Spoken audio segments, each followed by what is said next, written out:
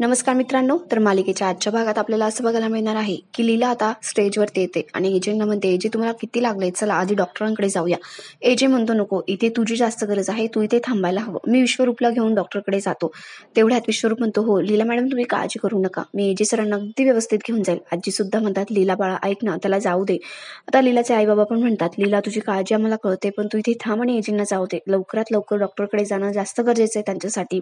AJ म्हणतात, एक minute लीला, पण माझ्या प्रश्नाचं आधी उत्तर दे. तू मंगळसूत्र आणायला घरी गेली होतीस, मग तुला एवढा उशीर का झाला यायला, आणि हा यश कुठे सापडला तुला? तेवढ्यात लीला सगळं जे काही घडलं ते सांगत असते. तिच्यावरती एवढा मोठा जीव घेणा हल्ला झाला, त्यातून ती कशी वाचली आणि यश तिला गाडीच्या डिक्कीमध्ये कसा सापडला हे सगळं ती सांगत असते. हे ऐकून तर एजेंना खरंच विश्वासच बसत नसतो. तेवढ्यात तिथे पोलीस आलेले असतात. एजे म्हणतो की पोलीस साहेब, याला घेऊन जा आत्ताच्या आत्ता या विक्रांतला, आणि अजिबात याला इथून सोडू नका. किशोर मनात मनात विचार करत असतो की या विक्रांतमुळे माझा सगळा प्लॅन फ्लॉप झाला, नाहीतर लीलाचा खेळाच खल्लास झाला असता, पण याने माती खाल्ली मध्येच. एजे आता म्हणत असतात की तुझ्यावरती लीला, जेव्हा तो लाईट पडला ना, तेव्हाच मला डाऊट आला होता की काहीतरी गडबड आहे, पण एवढं मोठं षडयंत्र सुरू असेल असं मला कधीच वाटलं नव्हतं. गोष्टी एवढ्या थराला पोहोचतील ना, ह्या थराला, असं वाटलं नव्हतं मला. आणि इन्स्पेक्टर साहेब, या माणसाला कधीच सोडू नका बाहेर, आणि आत्ताच्या आत्ता या विक्रांतला इथून घेऊन जा. इन्स्पेक्टर त्याला बेड्या ठोकतात आणि त्याला घेऊन जात असतात. तेवढ्यात विक्रांत म्हणतो, थांबा एजे, काय फक्त मला एकट्यालाच अटक करणार आहात का तुम्ही? पण तुम्ही विसरताय, मी तुम्हाला सांगतो ना की ह्या सगळ्या प्लॅनमध्ये ना तुमच्या कुटुंबातलाच एक माणूस माझ्या बरोबर होता, आणि त्याच्या सांगण्यावरूनच मी हे सगळं केलंय. आजी म्हणतात, विक्रांत तू आतापर्यंत जे काही केलं ना ते खूप आहे, पण प्लीज आता माझ्या घरच्यांवरती काही आरोप करू नको, माझा विश्वास नाहीये, हे सगळं तूच केलंय. विक्रांत म्हणतो, हो का, तुम्हाला एवढा अभिमान आहे का तुमच्या फॅमिलीवरती? थांबा मग सांगतोच आता कोणी काय केलंय ते. आणि दुर्गाकडे तो हात दाखवतो आणि म्हणतो, यांनी सांगितलं होतं मला हे सगळं काही करायला. आता तेवढ्यात एजे म्हणतो, दुर्गा तू हे सगळं केलंस, माझा तर खरंच विश्वासच बसत नाहीये, एवढं सगळं तू घडवून आणलं. आणि आता आजी म्हणतात की दुर्गा, मला माहिती होतं की तुझ्या मनात लीलाविषयी खूप द्वेष आहे, पण तू या थराला जाशील, तिच्यावरती जीव घेणं हल्ला करवशील असं मला वाटलं नव्हतं. विक्रांतला आता पोलीस घेऊन गेलेले असतात. दुर्गा म्हणते, नाही नाही आजी, मला लीलाविषयी माझ्या मनात खूप राग आहे, पण त्यांच्यावरती जो काही हल्ला झालाय त्याच्याशी माझा काहीही संबंध नाहीये. मला माहिती ना की जेव्हा इथे यशच्या जागी विक्रांत बसला तेव्हा त्यांना डाऊट आला होता की हा यश नाहीये तर दुसरं कोणीतरी आहे, आणि म्हणूनच त्या यशला विचारायला जाणार होत्या, आणि म्हणून मी त्यांना इथून मंगळसूत्र पाठवण्यासाठी बाहेर पाठवलं, मंगळसूत्र घेऊन आणण्यासाठी बाहेर पाठवलं. पण याचा अर्थ असा नाहीये त्यांच्यावरती जो हल्ला झाला तो मी घडवून आणलाय. एजे म्हणतो, म्हणजे तुला माहिती होतं इथे यशच्या जागी विक्रांत आहे ते, आणि तू हे सगळं घडवून आणलंस. दुर्गा म्हणते, मग काय करणार होते एजे, मी सांगा ना. मला ही मुलगी माझ्या यशच्या आयुष्यात नको हवी होती, त्याच्या आयुष्याचं झालेलं वाटोळ मला सहन होणार नव्हतं, आणि म्हणून मी हे सगळं केलं. एजे तुम्ही आता खूप बदललेले आहात, मी तुम्हाला सांगून तरी काय करणार होते सांगा ना. तुमचा माझ्यावरती अजिबात विश्वास राहिलेला नाहीये, किंवा माझाही तुमच्यावरचा विश्वास उडालेला आहे. जेव्हा तुम्ही या लीलाला घरामध्ये घेऊन आला ना, तेव्हाच त्या विश्वासाला तडा गेला होता, कारण तुम्ही आता फक्त हिचं ऐकतात. तुम्हाला काय वाटतं याच्यापेक्षा जास्त लीलाला काय वाटतं हे लक्षात घेऊन तुम्ही सगळे निर्णय घेत असतात. तुम्हाला हे मोहित कुटुंब जास्त जवळचं झालंय आमच्यापेक्षा. मला काय वाटतं हे तुम्हाला वाटत नाही. माझ्या कुटुंबाला फसवण्यापासून मी वाचवले, माझ्या कुटुंबाचं काही नुकसान होऊ नये, आणि म्हणूनच ही रेवती त्याच्या आयुष्यात येऊ नये ह्यासाठी मी हे सगळं काही केलं. ती आता लीलाच्या घरच्यांना खूप काय काय बोलत असते आणि म्हणत असते की ह्या लोकांचं ना एकच उद्दिष्ट असतं याचे, की चांगल्या घरच्या मुलांना फसवायचं, आपल्या जाळ्यात अडकवायचं, मग त्यांच्याशी लग्न करायचं आणि आपली स्वप्न त्यांच्या पैशांवरती पूर्ण करायची, असं ती सगळ्यांना म्हणत असते लीलाच्या घरच्यांना. एजे आता खूप मोठ्याने ओरडतो आणि म्हणतो, दुर्गा इनफ, तू यांच्यावर काही आरोप करू शकत नाही, कारण ते आता आपले व्याही आहे. तू त्यांच्यासोबत ना खूप पहिल्यापासून चुकीचं वागत आली आहे, त्यांच्याविषयी तू मनात काहीतरी वेगळाच गैरसमज निर्माण करून घेतलाय आणि त्याच्यामुळेच तू अशी वागते. दुर्गा म्हणते, हेच नाही जे, तुम्ही आता सुद्धा त्यांच्या इन्फ्लुएन्समध्ये आहात आणि त्यांच्या इन्फ्लुएन्समध्ये राहून आमच्याशी असं बोलत आहात. पण तुम्हाला खरं सांगू का, तुम्ही खूप बदललेले आहात. लक्ष्मी सुद्धा म्हणते, हो जे, तुमचं वागणं खूप बदललं आहे, आम्हा सगळ्यांना ते पटत नाहीये. आता तेवढ्यात प्रमोद म्हणतो, लक्ष्मी तू सुद्धा या सगळ्या प्लॅनमध्ये सामील होती? लक्ष्मी म्हणते, नाही नाही, याच्याशी माझा काहीही संबंध नाही, मला हा प्लॅन आधीपासून माहिती नव्हता, मला आता सगळं कळतंय. आता एजे म्हणतो, हे बघ दुर्गा, तू काहीही वाटेल साटेल बोलू शकत नाही, कारण ते आपले व्याही आहेत आणि लीलाच्या घरचे आहेत, त्यांना त्यांचा मान हा मिळायलाच हवा. तू प्लीज हे सगळं बोलणं आत्ताच्या आत्ता मागे घे. पण दुर्गा मात्र ऐकतच नसते. तेवढ्यात कालिंदी तिथे येते. कालिंदी म्हणते, जे हे सगळं ना आधीपासून होते, पहिल्यांदा नाही होते, आमचा वारंवार अपमान केला जातोय, तेही या दुर्गामुळे होतोय.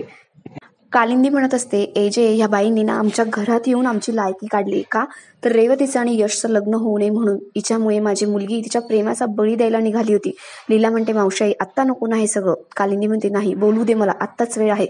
एजे तुमच्या तिघी सुनाना यांना असं वाटतं आमच्याकडे खूप पैसा आहे, आम्ही काहीही करू शकतो आणि याचा माज आहे यांना, खूप गर्व आहे म्हणून आमच्यासोबत कसंही वागतात हे. एजे आता खूप संतापलेला असतो. कालिंदी म्हणते, दुर्गा मॅडम तुम्हाला एवढाच प्रॉब्लेम होता तर आमच्याशी येऊन बोलला असतात ना. त्या विक्रांत नाही त्या हैवानासोबत माझ्या मुलीचं लग्न लावायला निघाला होता तुम्ही. तुम्हाला माहिती ना तो माणूस कसा आहे.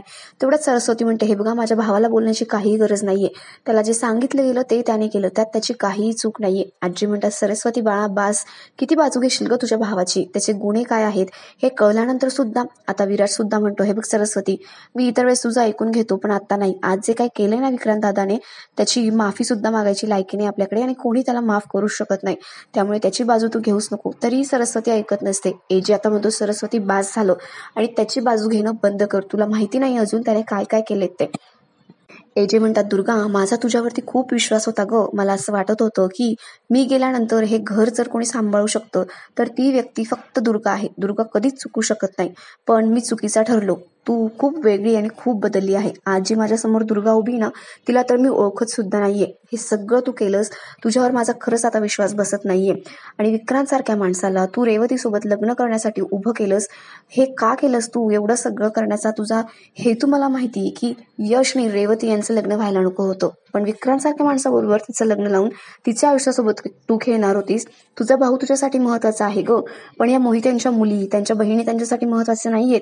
त्यांनी का त्यांच्या मुलींना वाऱ्यावर सोडलंय का? सांग ना मला. दुर्गा आता सांगण्याचा प्रयत्न करत असते की विक्रांत सुद्धा रेवतीवर प्रेम होतो, पण एजे काही ऐकून घेत नसतो. तो म्हणतो, बास दुर्गा, आता बास झालं, मला एक शब्द सुद्धा तोंडून ऐकून घ्यायचा नाहीये. जे झालं ते पुरे झालं. इथे आपण ना यश आणि रेवतीचं लग्न लावण्यासाठी जमलेलो आहोत आणि ते लग्न तर होणारच, ते आता कोणीही थांबवू शकत नाही. आणि एजेंटनी दुर्गाला आता चांगलंच सुनावलेलं असतं. आणि या प्रकरणाचा नंतर काय डिसिजन घ्यायचं ना, ते मी नंतर ठरवणारच आहे. आत्ता आपण यांचं दोघांचं लग्न लावूयात. लीला आता म्हणते, एजे आधी तुम्ही डॉक्टरांकडे जाण्यावर. एजे म्हणतो, तू इथे थांब पहिले. लीला म्हणते, हो मी इथे थांबते, सगळं काही ठीक होईल, तुम्ही डॉक्टरांकडे जा. आणि विश्वरूप आता एजेला डॉक्टरांकडे घेऊन जातो. सगळे विधी पार पडलेले असतात. यश आणि रेवतीचं लग्नही लागलेलं असतं. आता एजे डॉक्टरकडे जाऊन तिकडे परत आलेला असतो मंडपात आणि लीला तिथे उभी असते. विश्वरूपला विचारत असते की डॉक्टर काय म्हणाले. विश्वरूप म्हणतो, काही सिरियस नाहीये, डॉक्टरांनी सांगितलं की जखम थोडी जपा, वेळच्या वेळेला ड्रेसिंग वगैरे करत जा, बाकी काही नाही, जखम लवकरच भरेल. लीला म्हणते, ठीक आहे. यश आणि रेवती आता घराच्या बाहेर आलेले असतात. रेवतीची पाठवणी करायची असते. तिचे आई बाबा खूप भावूक झालेले असतात. तिचे बाबा म्हणतात की एजे, मला वाटलं होतं ना माझ्या रेवूचं लग्न खूप छान होईल. आतापर्यंत तिच्या लग्नाची खूप स्वप्न पाहिली होती मी, पण आजचा दिवस असा घडेल असं मला वाटलं नव्हतं. आता एजे म्हणतात, लीलाचे बाबा तुम्ही काळजी कशाला करताय, याच्यापुढे सगळं चांगलं होणार आहे. तिच्या आयुष्यात कधीच काही वाईट होणार नाही. तिची काळजी मी घेईल. आमच्या घरी ती खूप सुखात राहील. तुम्ही अजिबात काळजी करू नका. कालिंदी रडायला लागते आणि ती म्हणत असते, रेऊ सोन्या, काळजी घे तुझी. आणि लीला, तुझ्या लहान बहिणीचा सांभाळ करायचा आहे तुला याच्या पुढे पण. आतापर्यंत तू कशी रेवूची काळजी घेतली, तिला सांभाळून घेतलं आणि प्रत्येक डिसिजन मध्ये तिला सपोर्ट केला, यापुढे सुद्धा तुला तिची अशीच काळजी घ्यायची. लीला म्हणते, हो मावशी, तू टेन्शन घेऊ नको अजिबात. आता ते दोघंही रडायला लागत असतात. यश आणि रेवती आता लीला आणि एजे यांच्या पाया पडतात, आशीर्वाद घेतात. एजे म्हणतात, नाही नाही, पाया वगैरे पडू नका. यश म्हणतो, सॉरी एजे, माझ्यामुळे ना एवढं सगळं माझ्या लग्नामध्ये गोंधळ झाला. तुम्हाला खरंच मी सॉरी म्हणायला हवं आणि थँक्यू म्हणायला हवं, कारण तुमच्या दोघांमुळेच आमचं लग्न पार पडलंय. नंतर आम्ही काय केलं असतं हे खरंच मला विचार सुद्धा करवत नाहीये. एजे म्हणतो, का थँक्यू म्हणतोय, तुला खरंच गरज नाहीये सगळ्यांची. इनफॅक्ट मी जबाबदारी घेतली होती तुमच्या लग्नाची आणि तरी सुद्धा एवढं सगळं प्रकरण घडलं. मीच खरंच माफी मागायला हवी. तुमचा एवढा स्पेशल डे स्पॉइल झाला आज. रेवती म्हणते, नाही एजे, तुम्हाला माफी मागण्याची काहीच गरज नाहीये, तुमची यात काहीच चूकच नाहीये. एजे म्हणतो, लीलाचे आई बाबा तुमची सुद्धा मी माफी मागतो, कारण माझ्यामुळे, मी लक्ष न दिल्यामुळे सगळं घडतंय. मी जातीने याच्यामध्ये लक्ष द्यायला हवं होतं. तुमच्या मुलीचं एवढा मोठा दिवस स्पॉइल झाला माझ्यामुळे. लीलाचे आई बाबा म्हणतात, नाही नाही एजे, तुम्ही असं नका म्हणू आमच्यासमोर. एजे म्हणतो, मी तुम्हाला वचन देतो की रेवती आमच्या घरात खूप सुखी राहील, तिची आम्ही स्वतः काळजी घेऊ. लीलाचे आई बाबा आता निश्चिंत झालेले असतात. आता आजी म्हणतात, हे बघ अभिराम, ज्याचा शेवट गोड ना तिथे सगळं गोड असतं, चला निघूया आता आपण. लीला म्हणते, मी पुढे जाते आणि गृहप्रवेशाची तयारी करते. एजे म्हणतो, थांब लीला, कुठेच जाऊ नको. एजे म्हणतो, थांब लीला, आधी दुर्गाला तिने केलेल्या गुन्ह्याची शिक्षा तर देऊ दे आणि मग आपण घरी जायचंय. आणि तो आता दुर्गाला काय शिक्षा देणार आहे हे बघण्यासारखं असणार आहे. तर मग अशाच इंटरेस्टिंग अपडेटसाठी तुम्ही आमच्याशी कनेक्टेड राहा. आमच्या चॅनलला नक्की सबस्क्राईब करा. धन्यवाद.